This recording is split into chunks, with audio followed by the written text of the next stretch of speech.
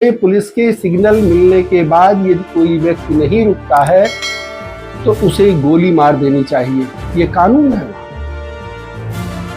पहले यह कानून नहीं था। इसके पीछे का सबसे बड़ा कारण कि फ्रांस में बढ़ रही आतंकी घटनाएं। फ्रांस ने वैश्विक पटल पर स्वयं को यह बताने की कोशिश की कि वो कितना लिबरल है। दुनिया के देशों से आए हुए शरणार्थियों को उसका कितना बड़ा दिल है, उसने कितनी पनाह दे रखी है लोगों। आज यह उसी का खामियाजा है। विदेशों से अवैध रूप से घुसपैठ किए लोगों की इस स्थिति ने फ्रांस को आज जला के रख दिया।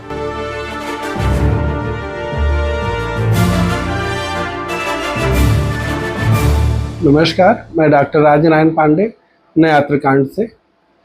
फ्रांस आखिर जल क्यों रहा है? फ्रांस में ये स्थिति बनी कैसे और इसके वो कौन से प्रमुख कारण हैं जिसकी वजह से एक विकसित सभ्य समाज से पुरानी संस्कृति को अपने आप में समेटे हुए फ्रांस की यह दुर्गति कैसे हो रही है? आप लोग यह जनमाध्यमों में आ रही सूचनाओं को, समाचारों को देखे होंगे कि फ्रांस पुलिस के द्वारा एक डिलीवरी बॉय को ट्रैफिक के समय रोकने पर उसका उल्लंघन करने के बाद पुलिस उसे रोकने की कोशिश करती है। वार्निंग के बाद भी वो गाड़ी दौड़ा देता है। पुलिस को उसे गोली मारना पड़ता है। पुलिस ने गोली क्यों मारी, उस व्यक्ति की मृत्यु हुई, यह एक दुखद तो है। लेकिन आज फ्रांस में इतनी असुरक्षा की भावना क्यों है कि पुलिस को ऐसे कानून बनाने पड़े कि ट्रैफिक वायलेशन में पुलिस के सिग्नल मिलने के बाद यदि कोई व्यक्ति नहीं रुकता है तो उसे गोली मार देनी चाहिए। ये कानून है वहां। पहले यह कानून नहीं था। इसके पीछे का सबसे बड़ा कारण कि फ्रांस में बढ़ रही आतंकी घटनाएं।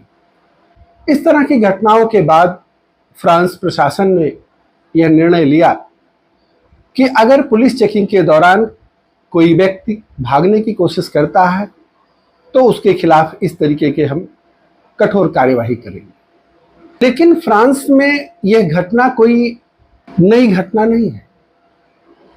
फ्रांस के अगर हम थोड़ा सा एक दशक डेढ़ दशक पहले चलें तो फ्रांस यूरोपियन यूनियन का एक हिस्सा होने के बाद फ्रांस ने वैश्विक पटल पर स्वयं को यह बताने की कोशिश की कि वो कितना लिबरल है। दुनिया के देशों से आए हुए शरणार्थियों को उसका कितना बड़ा दिल है, उसने कितनी पनाह दे रखी है लोगों। आज यह उसी का खामियाजा है।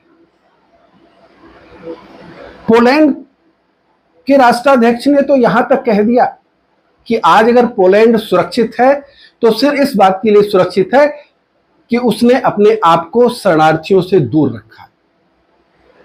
विश्व मंच पर उसकी आलोचना तो होती है, लेकिन फ्रांस की घटना के बाद उन्होंने यह अपने बयान मीडिया में दिए। एक प्रश्न यह खड़ा होता है कि क्या फ्रांस में 9% रह रहे शरणार्थियों और विदेशों से अवैध रूप से घुसपैठ किए लोगों की इस स्थिति ने फ्रांस को आज जला के रख दिया? इसके अपने कई संदेश हैं। इतना संगठित तरीके से उपद्रव शुरू होता है कि फ्रांस प्रशासन इससे पहले समझ पाए तब तक उनकी बाजारें, उनकी लाइब्रेरी, उनके स्कूल, व्यावसायिक बिल्डिंग्स, आवासीय बिल्डिंग्स को खाक कर दिया जाता है। 45,000 पुलिसकर्मियों से अधिक इस विषय को नियंत्रित करने के लिए लगाए गए हैं, लेकिन स्थिति जस की तस बनी हुई है। आज अगर आप इस चीज को देखें तो क्या फ्रांस का यह गुनाह इस तरह समझा जाए कि उन्होंने गलत किया शरणार्थियों को अपने यहां बसाकर? जिस तरह की चर्चा निकल करके आ रही है, आज बेबस फ्रांसीसी स्वयं को अपने घरों में कैद करके रख लिए हैं। ऐसा नहीं है कि सिर्फ यह घटना फ्रांस तक सीमित है, उसके आसपास के भी देशों में इस तरीके के मामले चल रहे हैं। एक वर्ग विशेष ही शरणार्थी बनकर पूरे यूरोप के कई देशों में इस तरह की उपद्रव काट रही है। क्या आज जनमानस को यह समझना होगा कि यह शरणार्थी उनके सामाजिक जीवन, उनके आर्थिक जीवन, उनके सांस्कृतिक जीवन के लिए इतना बड़ा खतरा बनेंगे? वहां तो मात्र 9% लोग हैं जिन्होंने आज पूरे फ्रांस में ये उपद्रव करके इमरजेंसी जैसे हालात पैदा कर दिए। वहां के राष्ट्रपति को अपना विदेशी दौरा रद्द करके पुनः फ्रांस वापस आना पड़ा। एक गंभीर संदेश है। उसी संदेश के क्रम में अगर हम भारत की बात करें, भारत में 5 करोड़ लोग अवैध रूप से देश के अलग अलग क्षेत्रों में रह रहे हैं। यदि देखा जाए तो उनकी भी उपद्रव दिखाई पड़ रही है, चाहे उत्तराखंड की घटनाओं से आप जाने, असम से जाने, पश्चिम बंगाल में हो रही हिंसा के से आप इस चीज को समझें, मणिपुर में चल रहे उपद्रवों से भी आप इसको जोड़ सकते हैं। अभी हाल की घटनाओं में अगर देखा जाए तो पंचायत चुनाव जो पश्चिम बंगाल में चल रहे थे, अलग अलग पार्टी के नेताओं के द्वारा, जनप्रतिनिधियों के द्वारा अपने पार्टी के पक्ष में प्रचार करने के लिए कुछ विशेष क्षेत्रों में घुसने के बाद उनकी बुरी तरीके से पिटाई की गई, उन्हें सड़कों पर घसीटा गया, उन्हें जबरन पीटा गया। किसी तरह से वे लोग जान बचाकर भागे। पश्चिम बंगाल के पंचायत चुनाव को लेकर के न्यायालय ने बहुत गंभीर टिप्पणी की कि इस तरह से कैसे चुनाव होंगे, क्या चुनाव में हिंसा आवश्यक है, और चुनाव के बाद इन हिंसा को रोका क्यों नहीं जाता?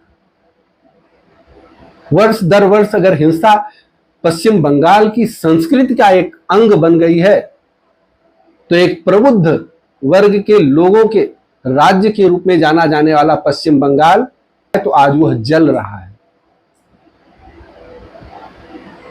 सत्तारूढ़ पार्टी किसी की भी, लेकिन लोकतंत्र में प्रत्येक व्यक्ति को अपनी बात कहने का अधिकार है, और इस बात को लेकर के राजनीतिक दल मंच पर तो शोर शराबा करते हैं, लेकिन राजनीतिक हिंसा पर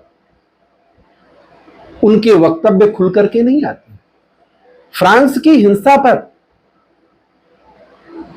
भारत का भी लिबरल गैंग कुछ नहीं बोल रहा है, क्योंकि उसे जो सूट करता है उस पर वो चुप्पी साधते हैं। भारतीय जनमानस से भी इस बात की अपील मैं करता हूं कि इस तरह के बात विवादों से सावधान रहें और अपने आसपास इस तरह से जो गतिविधियां होती हैं उन पर भी आप नजर रखें। सरकार, पुलिस प्रशासन, कोर्ट कचहरी, यह एक अलग विषय, लेकिन जिस तरह के संदेश वैश्विक स्तर पर दिखाई पड़ रहे हैं, ये एक खतरनाक संकेत है। हमें फ्रांस से सीखना होगा कि आखिर इस तरह की घटनाएं अचानक कैसे शुरू हो जाती हैं और इतने बड़े स्तर पर नुकसान पहुंचा देती हैं। जो फ्रांस विज्ञान, तकनीकी, प्रौद्योगिकी के क्षेत्र में स्वयं को इतना आगे स्थापित कर चुका है, क्या वहां के लोगों को अपना शांतिपूर्ण जीवन जीने का हक नहीं है? शरणार्थियों को शरण दे करके क्या एक बड़ी भूल की है? निश्चित रूप से की है। भारत में भी राजनीतिक स्वार्थों को सिद्ध करने के लिए अवैध घुसपैठियों को नागरिकता प्रदान किए जाने के लिए बैकडोर से उनके आधार कार्ड बनवाना, उनके वोटर आईडी बनवाना, उन्हें आवास मुहैया करा देना, ये आम बात है और सीमावर्ती राज्यों में ये चीजें देखी जा रही हैं। मित्रों, अब मैं आता हूं मणिपुर हिंसा। मणिपुर हिंसा यूं ही नहीं शुरू हो गई। मणिपुर हिंसा में बहुत लंबे समय से धर्म परिवर्तन की आड़ में बड़े खेल चल रहे हैं। मणिपुर में लगभग 36 जनजातियां रहती हैं, 1000 से लेकर के 10,000 तक और उससे ज्यादा। उन जनजातियों के लिए एक बड़ा संकट खड़ा है। कन्वर्जन नगा में भी है, कुकीज में भी है, मैतीज में भी है, लेकिन आज अगर देखिए तो ये एक बड़ा संघर्ष यूं ही नहीं शुरू हुआ। सरकार के ऊपर प्रश्न खड़े किए जा रहे हैं। प्रश्न होना भी चाहिए। 100 से अधिक नागरिकों की जान चली गई, लेकिन इसमें जो चीजें निकल करके आ रही हैं वो ये है कि जंगल में मादक पदार्थों की जिस तरह से खेती बढ़ी है, उस बात को लेकर के मणिपुर का सभ्य समाज बहुत चिंतित है और इस मामले को लेकर के एक लगभग 2, 2.5, 3 सालों से 4 सालों से वह आंदोलनरत भी है।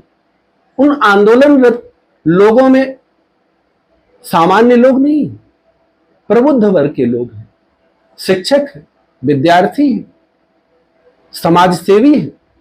ये लोग मणिपुर को नशा मुक्त कराना चाहते हैं और अपनी संस्कृति और उसकी विरासत को बचाए रखना चाहते हैं।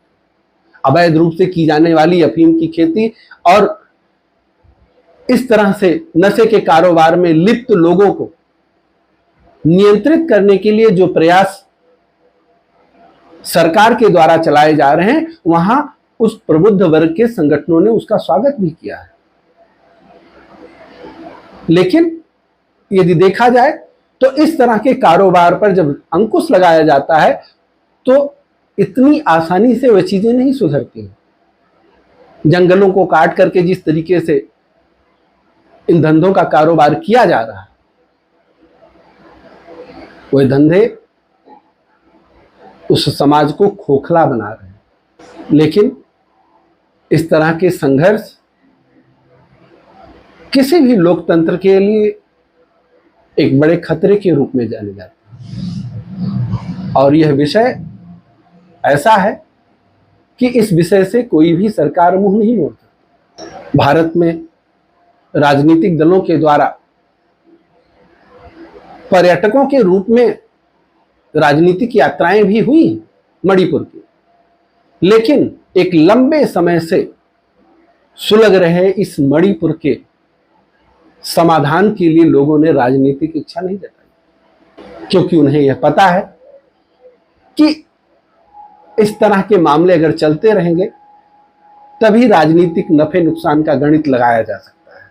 मणिपुर में आज जो भी इस तरह की स्थितियां बनी हैं, इन स्थितियों को सरकार के द्वारा, वहां रह रहे लोगों के द्वारा, प्रबुद्धजनों के द्वारा इस पर नियंत्रण पाना होगा और अपनी संस्कृति उन्हें बचाना होगा। ऐसे संघर्ष कभी कभी बहुत भयानक रूप ले लेते हैं। अगर हम वैश्विक स्तर पर इस तरह की बातें करें तो भारत के लिए भी शरणार्थी समस्या एक बहुत गंभीर है। रोहिंग्या को लेकर के अक्सर इस बात की चर्चा होती है।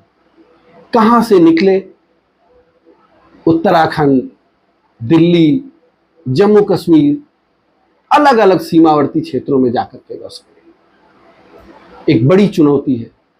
सड़कों के किनारे, रेलवे लाइन के किनारे, प्रमुख मार्गों के किनारे मामूली सी चूक होने के बाद एक बड़े संघर्ष के रूप में ये स्थितियां बन जाती हैं। इस तरीके से यदि देखा जाए तो अगर हम पुनः फ्रांस के संदर्भ में आए तो अब यह संघर्ष फ्रांस सहित यूरोपियन यूनियन के कई देशों को डरा रहा है कि क्या शरणार्थी समस्याएं हमारे लिए एक बड़ी मुश्किल का कार्य किया? क्या शांतिपूर्ण तरीके से रहने का कोई अन्य मार्ग नहीं है? लेकिन क्या आबादी के बलबूते ही शासन कर लिया जाएगा? इसके साथ अतिरिक्त संसाधनों की आवश्यकता नहीं होगी? इस तरह के संदेश देने के बजाय शांतिपूर्ण उद्देश्यों के साथ स्वयं की प्रगति से यदि जोड़ा जाए तो लक्ष्य प्राप्त किए जा सकते हैं। फ्रांस की इस घटना से भारत को भी सीख लेनी होगी, क्योंकि वहां तो भारत के अनुपात में बहुत कम लोग हैं। भारत में 5 करोड़ से अधिक इस तरह के अवैध शरणार्थी भारत के अलग अलग क्षेत्रों में रह रहे हैं। तो भारतीय सरकार को इस विषय पर बहुत ध्यान देना होगा और इनके लिए एक निश्चित योजनाबद्ध तरीके से इन पर नियंत्रण पाना होगा और इन्हें इनके स्वदेश वापस करने के लिए एक दृढ़ राजनीतिक इच्छा शक्ति दिखाते हुए यह कार्य करना होगा। भारत में यही रह रहे लोगों के लिए संसाधनों की बेहद कमी है। ऐसे में अगर उनके संसाधनों पर किसी अनाधिकृत व्यक्ति का कब्जा होगा तो संघर्ष स्वाभाविक है। तो इससे बचने का यही उपाय है कि हम समय के रहते इस तरह से हो रही अवैध घुसपैठ पर प्रभावी तरीके से नियंत्रण लगाएं।